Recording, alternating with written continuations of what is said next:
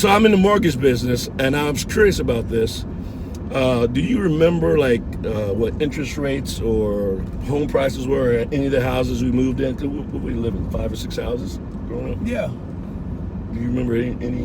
Well, one was up to 17%. That was Reston. That had to be Reston because that's the 80s. Yeah, and man, and you built the first house.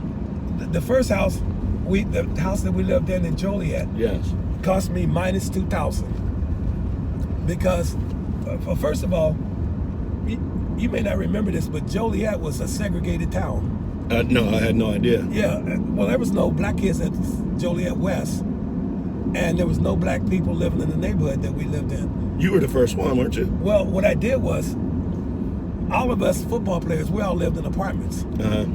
And the people from Mobile started moving in town, and they were moving into houses.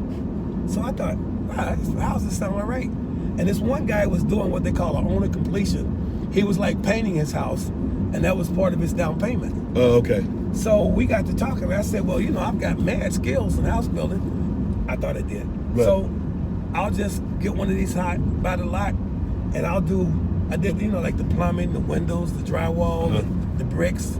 And all so you're doing stuff. even more to get more of a break. That was my down payment. Yeah. So the house cost like $36,000, and it was like 1972ish. Yeah, it was like 2,000 square foot. It was that big tri-level. Yeah. Without the basement, it was like 2,000 without the basement.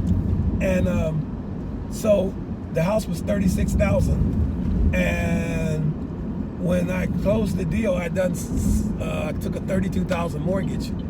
And they gave me 2,000 back because of all my work credits. So I didn't put any money in the house. Nice. It was all work credits. Nice. And so the lady that was selling the lots for the builder, she was moving out of town. So she had told me that they weren't going to sell any lot to a black guy. So, but she said she was leaving town. So if we closed the deal at her house, she's moving. So she didn't care. She didn't care, right? So we closed the deal on the lot at her house. And so then I'm out working on the house on weekends. Right. And the builder comes past. So I'm doing the wiring at this time, and he said, he said, you're moonlighting, huh? I said, no, not really. I said, I'm wiring the house. He said, this is Mr. Allen's house. I said, I'm Mr. Allen.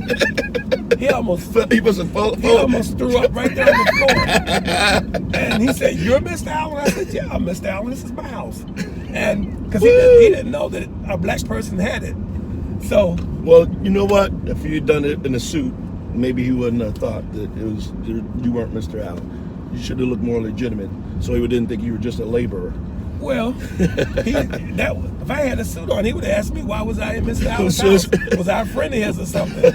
So, yeah, he didn't have any idea. Wow. Well, good for that woman. Like she got paid and she was out of town. Right. She hooked me up and she left town.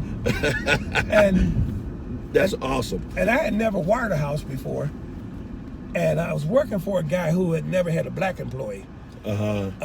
Miss Vern Scaff. He was from Victoria, Texas. Oh. And when they first hired me there, he didn't think that he was going to like me. Because he had never had a black employee. Yeah, he's from Texas. And he's from Texas. From Victoria, Texas. And after I started working for him, I was coming up with good ideas. And it turns out that he actually liked me better than he liked the guy I replaced. So he had a son who was an electrician. And so he told me that if I get stuck on any electrical part, he'd have his son come over and take a look. So I got the whole thing wired, but I couldn't figure out how to get the fuse panels on the bus, which is the easiest part of it. But they had turned the electricity on by then. Ooh. So he came over and he said, I can't believe you wired this whole house and you can't figure this last part out. I said, well, the last part, the electricity's on. Yeah. And it turns out, you don't want any mistakes. Right. And it turns out that it was the easiest part of it. But yeah. Okay, so the last story. Mr. Badass Army veteran survives the war. Comes home. Talking about Sarge. Sarge That gave me this hat. Yes. So people can say, thank me for my service. Thank you for your service. So we're happy. So Troy and I come down, because he's coming into Orlando. Troy and I come down. I think we even picked him up. Yeah, we did. We picked him up from the airport. and it was really cool to watch everybody thank him for his service. Yeah. And the three of us go out. It's the first time the three of us have ever gone out as adults. And he had his uni on. It was Yeah, all, yeah. He was all cut with his uniform on. Yeah. I mean, because they made him put on some new dress blues.